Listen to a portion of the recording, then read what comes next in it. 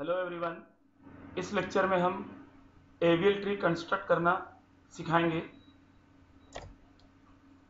How to create an AVL tree from a given sequence of keys. अगर आपको की sequence दी गई है, आपको उससे एवियल ट्री क्रिएट करना है, तो आप इस स्टेप का पालन करेंगे। पहला है simply insert elements in AVL tree same as BST. आप दी गई कीज को बीएसटी की तरह एवियल ट्री में इंसर्ट करते जाइए। दूसरा है after each insertion compute balance factor of all nodes. Her insertion के बाद सारी नोड का बैलेंस फैक्टर कंप्यूट करिए। तीसरा है if balance factor of all node is either -1, 0 और 1 देन प्रोसीड इंसर्शन। अगर सभी नोड का बैलेंस फैक्टर -1, 0 या 1 है तो इंसर्शन को आगे बढ़ाते रहिए, मतलब इंसर्ट करते रहिए और नोड को, कोई प्रॉब्लम नहीं है। If balance factor of any node is other than -1, 0 or 1, then tree is said to be imbalanced at that node. अगर बैलेंस फैक्टर किसी भी नोड का -1, 0 या 1 के अलावा है तो ट्री इम्बैलेंस है। और इम्बैलेंस के केस में ट्री को हमें कुछ एडजस्टमेंट देना होता है। एडजस्टमेंट मीन्स कि हमें ट्री को रोटेशन देना होता है, और जो रोटेशन है अभी हम आपको अगली स्लाइड में सिखाएंगे। नोट करने वाली बात यहाँ पर यह है कि imbalancing occurs only after insertion of a new node. Imbalancing हमेशा कभी भी तब होगी जब एक नई नोड इंसर्ट होगी, मतलब नई नोड इंसर्ट किए बिना इम्बैलेंसिंग नहीं हो पाएगी। To rebalance tree we need to rotate some of the node in predefined manners. Tree को बैलेंस करने के लिए मुझे नोड को प्रीडिफाइंड मैनर में रोटेट करने की ज़रूरत है, और वो प्रीडिफाइंड मैनर में नोड कैसे रोटेट होती है उसको हम आगे सीखते हैं। Types of rotation. रोटेशन के जो टाइप्स हैं वो क्या है? रोटेशन के टाइप, दो टाइप के रोटेशन है, सिंगल रोटेशन और डबल रोटेशन। सिंगल रोटेशन में हमारे पास लेफ्ट लेफ्ट रोटेशन है एल रोटेशन, और राइट राइट रोटेशन है आर रोटेशन। डबल रोटेशन में हमारे पास लेफ्ट राइट एल रोटेशन है, और right left rotation R rotation है। एल आर एल रोटेशन, इनके नाम इसलिए रखे गए हैं कि जब भी हम नई नोड इंसर्ट करेंगे और इंसर्ट करते ही जिस किसी एक नोड पे इम्बैलेंसिंग होगी, जब मैं नया नोड इंसर्ट करूंगा तो इंसर्ट करने के बाद जब हम बैलेंसिंग फैक्टर कंप्यूट करेंगे तो किसी नोड पे इम्बैलेंसिंग होगी। जिस नोड पे इम्बैलेंसिंग हुई है, नई नोड अगर उसके लेफ्ट में इंसर्ट करने से इम्बैलेंसिंग हुई है तो हम कहेंगे एल रोटेशन की ज़रूरत है। हाँ, अगर किसी नोड पे इम्बैलेंसिंग हुई है, कब? अगर नई नोड इम्बैलेंस नोड के राइट में इंसर्ट करने से इम्बैलेंसिंग हुई है तो हम बोलेंगे आर रोटेशन की ज़रूरत है। अगर नई नोड इम्बैलेंस नोड के लेफ्ट के राइट में इंसर्ट करने से इम्बैलेंसिंग हुई है तो हम बोलेंगे लेफ्ट राइट रोटेशन की ज़रूरत है। अगर नई नोड इम्बैलेंस नोड के राइट के लेफ्ट में इंसर्ट करने से इम्बैलेंसिंग हुई है तो हम बोलेंगे राइट लेफ्ट रोटेशन है। ओके, इन बातों को एक एक एग्जाम्पल से समझ लेते हैं। पहले हम एल रोटेशन को समझेंगे। एल एल रोटेशन का जो रूल है, एक्शन है, वो क्या है? एल रोटेशन में आपको एक्शन में क्या करना है? राइट रोटेट एक्स करना है। अब हम लोग ये जान लें कि एक्स क्या होता है। एक्स एक्चुअली उस नोड को हम बोलेंगे जो इम्बैलेंस नोड है, हम इम्बैलेंस नोड को एक्स बोलेंगे, और जिस नोड के इंसर्ट करने से इम्बैलेंसिंग हुई है उसको ए बोलेंगे, और जिसके अलाउंग नई नोड इंसर्ट करने से इम्बैलेंसिंग हुई है उसको हम वाई बोलेंगे। ओके, तो इसको पहले हम इंसर्ट करके देखते हैं 9, 7 और 5 को। तो 9, 7, 5 को हम एवियल ट्री में इंसर्ट करेंगे, तो बीएसटी की तरह पहले 9 इंसर्ट किया, ओके, रूट बन गया। फिर से इसकी बैलेंस फैक्टर कंप्यूट किया, लेफ्ट की भी हाइट 0 है, राइट की भी हाइट 0 है, तो 0 हो गया, 0 - 0 0 हो गया। 7 इंसर्ट किया तो 7 9 से छोटा है तो लेफ्ट में डाला। अब बैलेंस फैक्टर सबका कंप्यूट किया तो 7 का 0 है, 9 का 1 है, ओके। अब 5 इंसर्ट किया तो 9 किससे छोटा है, लेफ्ट में गया, तो 7 है, 7 से भी छोटा है, लेफ्ट में गया, ओके। अब फिर से 5 इंसर्ट करने के बाद मैं हर नोड का बैलेंस फैक्टर कंप्यूट करूंगा। तो 5 का बैलेंस फैक्टर 0 कंप्यूट हुआ, 7 का 1 और 9 का 2। बैलेंस फैक्टर क्या होता है? Height of left sub tree minus height of right sub tree. तो यहाँ पर बैलेंस फैक्टर 9 का 2 हो गया, 2 - 0 2 हो गया, ओके। अब बैलेंस फैक्टर सबका हमने कंप्यूट कर लिया। अच्छा, जो इम्बैलेंस नोड हुई है वो 9 है, इसका बैलेंस फैक्टर 2 हो गया। भाई हमारा बैलेंस फैक्टर 0 1 या -1 होना चाहिए, इसका बैलेंस फैक्टर 2 हो गया, तो हम कहेंगे कि हमारा ट्री नोड 9 पर इम्बैलेंस हुआ है। तो जहाँ इम्बैलेंस हुआ उसको मैंने x मान लिया और नई नोड को मैंने a मान लिया और जिसके अलॉन्ग इंसर्ट करने से इम्बैलेंसिंग हुई उसको y मान लिया। अब ये देखेंगे कि नई नोड कहाँ इंसर्ट किया गया है, इम्बैलेंस नोड के कहाँ इंसर्ट किया गया है। तो नई नोड इम्बैलेंस नोड के लेफ्ट में इंसर्ट हुई है, इसलिए इसको एल रोटेशन की जरूरत है। एल रोटेशन कहता है राइट रोटेट एक्स, बस राइट रोटेट एक्स कर दीजिए। एक्स को राइट रोटेट करने के बाद आपको ये मिलेगा, एक्स आप जैसे ही राइट रोटेट करेंगे तो एक्स यानी कि 9 7 के लेफ्ट में आ जाएगा और 7 के राइट में आ जाएगा और आपको ये वाला बैलेंस यानी एविल ट्री मिल जाएगा जिसके हर एक नोड का बैलेंस फैक्टर 0 0 0 है। ओके, अब आर रोटेशन यानी राइट रोटेशन सीखेंगे। राइट रोटेशन कहता है left rotate x. Left rotate x means की जो इम्बैलेंस नोड है उसको y के अलॉन्ग लेफ्ट में रोटेट कर देंगे। ओके, तो पहले इसके एग्जांपल को समझने के लिए हमने यहाँ पे सीक्वेंस लिया है 5 7 9। तो पहले हम 5 को इंसर्ट करेंगे BST में, तो 5 का इंसर्ट करके बैलेंस फैक्टर कंप्यूट किया 0 आया।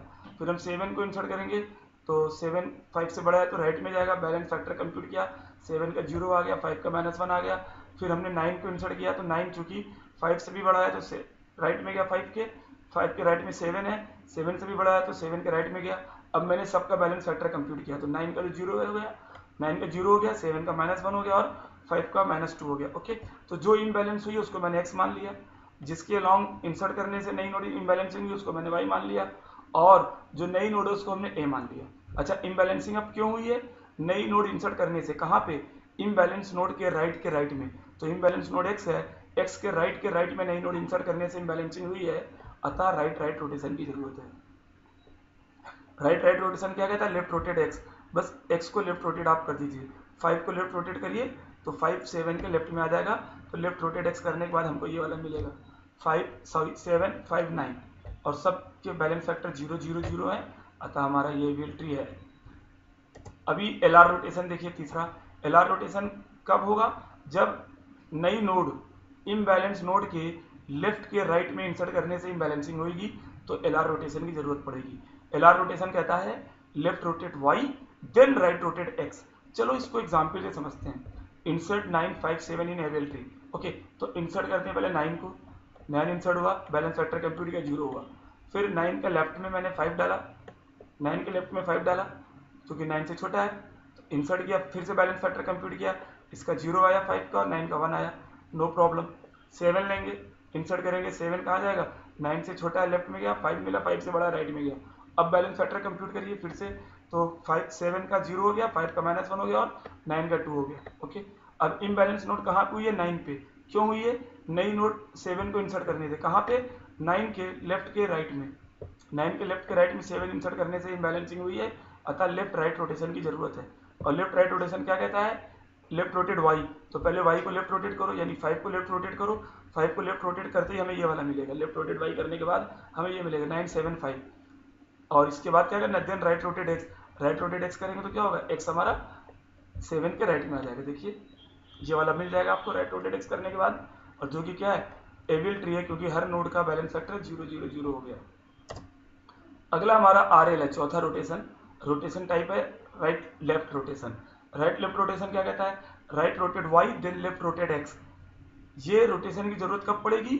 जब नई नोड इम्बैलेंस नोड के राइट के लेफ्ट में इंसर्ट करने से इम्बैलेंसिंग होगी। अगर लेफ्ट के राइट में इंसर्ट करने से हो रही है तो लेफ्ट राइट रोटेशन होगा, और राइट के लेफ्ट में इंसर्ट करने से हो रही है तो राइट लेफ्ट रोटेशन होगा। तो यहाँ पर हमने ये एग्जाम्पल लिया है 5 9 7। तो 5 9 7 में पहले 5 इंसर्ट करिए, बैलेंस फैक्टर कंप्यूट करिए 0, फिर 9 लीजिए इंसर्ट करिए, बैलेंस फैक्टर सबका कंप्यूट करिए, 9 का 0 हो गया और 5 का -1 हो गया।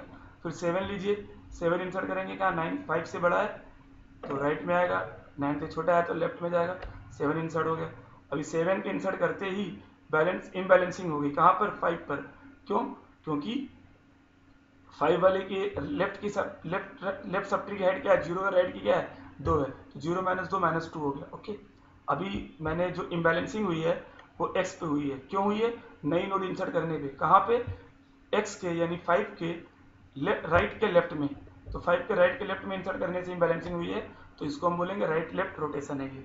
तो राइट लेफ्ट रोटेशन में क्या होता है? Right rotate y then left rotate x। तो y को पहले राइट रोटेट करिए आप, तो y को जब राइट रोटेट करेंगे तो राइट रोटेट y करने के बाद हमें ये वाला मिलेगा।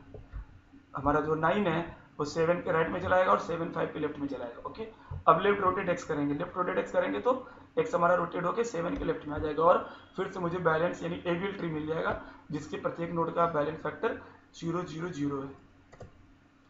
कुछ स्पेशल केसेस हैं जब आप एवियल ट्री कंस्ट्रक्ट करेंगे तो आपको वो स्पेशल केस भी बीच बीच में आएंगे, वो आपको हैंडल करना है।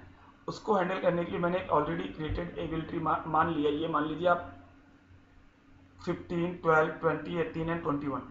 अभी इनके ये बैलेंस ये एवियल ट्री है क्योंकि हर नोड का बैलेंस फैक्टर 0 1 या -1 है। ओके, अब हमको 21 इंसर्ट करना है, मतलब ऑन इंसर्टिंग 21 कहाँ जाएगा भाई? 21 भाई 15 से बड़ा है तो राइट में आया, 20 से बड़ा है राइट में आया, 22 से छोटा है तो लेफ्ट में जाएगा, यानी 22 के लेफ्ट में ऐसे इंसर्ट हुआ। इसके बाद तुरंत हम बैलेंस फैक्टर कंप्यूट करेंगे। तो 21 का 0 है, ओके, 22 का 1 है, ओके, 18 का 0 है, ओके, 20 का -1 है, ओके, 12 का 0 है, ओके, लेकिन 15 का -2 है। क्यों -2 है? क्योंकि 15 के लेफ्ट सब ट्री की हाइट क्या है? 1 है और राइट सब ट्री की हाइट 3 है, तो 1 - 3 -2 होता है। अब यहाँ पे क्यों इम्बैलेंसिंग हुई है बताइए? एक्स के राइट में नया नोट डालने से, एक्स के राइट में नई नोट डाला है 21 को, तो इसको हम क्या बोलेंगे? आर रोटेशन है। आर रोटेशन सेज की लेफ्ट रोटेट एक्स करेंगे तो क्या होगा? हमारा जो एक्स है रोटेट होके 20 के लेफ्ट में आएगा। एक्स अपनी पूरी ब्रांचेस के साथ रोटेट होकर 20 के लेफ्ट में आएगा, लेकिन 20 के लेफ्ट में देखिए ऑलरेडी 18 है। 18 कहाँ जाएगा? 18 एक्चुअली एक्स का राइट चाइल्ड बनेगा। 18 एक्स का राइट चाइल्ड बनेगा। ओके, इसका जनरलाइज तरीका मैं अगली स्लाइड में दिखा रहा हूँ। ये हमारा पिछली स्लाइड वाला ट्री है, ये वाला। यहाँ पर मुझे एक्स को लेफ्ट रोटेट करना है। भाई रिक्वायर्ड रोटेशन क्या है? आर है, रिक्वायर्ड रोटेशन आर है और एक्शन क्या है? Left rotate x and make tea the right child of x. Left rotate x and make tea the right child of x. तो एक्स को लेफ्ट रोटेट करिए, और जो टी है उसको एक्स का राइट चाइल्ड बना दीजिए। तो आपको जो रिजल्ट है वो इस ट्री में देखने को मिल रहा है। तो एक्स को लेफ्ट रोटेट करने के बाद हमारा जो टी है वो वाई का, एक्स को लेफ्ट रोटेट करने के बाद हमारा जो टी है वो एक्स का राइट चाइल्ड बन गया और आपका जो ट्री है फिर से एवियल ट्री बन गया। ओके, एक केस और आएगा। Another special case, consider the following AVL tree. ये वाले एवियल ट्री को कंसिडर करिए। मान लीजिए पहले से बनाया है हमने, इसमें ये 15 10 20 8 एंड 12 है। सबके बैलेंस फैक्टर हमने कंप्यूट किए तो 0 0 और 1 आया है। ओके, तो 15 का 1 है, बाकी का 0 0 0 है। अभी चलिए मुझे मान लीजिए कि 5 इंसर्ट करना है। ऑन इंसर्टिंग 5 कहाँ जाएगा? 15 के लेफ्ट में, 10 के भी लेफ्ट में, 8 के भी लेफ्ट में। तो ये इंसर्ट करने के बाद सीन ये बना, 5 यहाँ इंसर्ट है। अच्छा, जहाँ पे इम्बैलेंसिंग हुई है वो ये नोट होगी 15। भाई क्यों? ये 1 2 3 लेफ्ट सब ट्री की हाइट 3 है और राइट की 1 है, 3 - 2 1 हो गया। बाकी सबका मैंने बैलेंस फैक्टर कंप्यूट किया और लिख दिया है। ओके, अब क्यों हुई है इम्बैलेंसिंग? एक्स के लेफ्ट में नई नोट डालने से हुई है।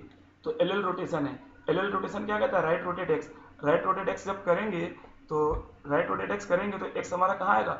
10 के राइट में आएगा, लेकिन 10 के राइट में तो ऑलरेडी 12 है, तो 12 कहाँ जाएगा? 12 एक्स का लेफ्ट चाइल्ड बन जाएगा। 12 एक्स का लेफ्ट चाइल्ड बन जाएगा। इसको जनरलाइज कैसे करेंगे? अगली स्लाइड में देखिए। ये हमारा पिछली स्लाइड का ट्री है जो इम्बैलेंस हो गया था। तो हमको यहाँ पे क्या करना है? ये रिक्वायर्ड रोटेशन कौन है? एल है। रिक्वायर्ड रोटेशन एल टाइप का है।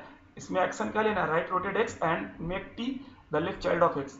राइट रोटेट एक्स करिए और टी को एक्स का लेफ्ट चाइल्ड बना दीजिए। तो राइट रोटेट जब एक्स करेंगे तो ये हमारा 15 10 के राइट में आएगा। ओके, यहाँ देखिए, और जो 12 था यानी टी, उसको मैंने एक्स का यानी 15 का लेफ्ट चाइल्ड बना दिया।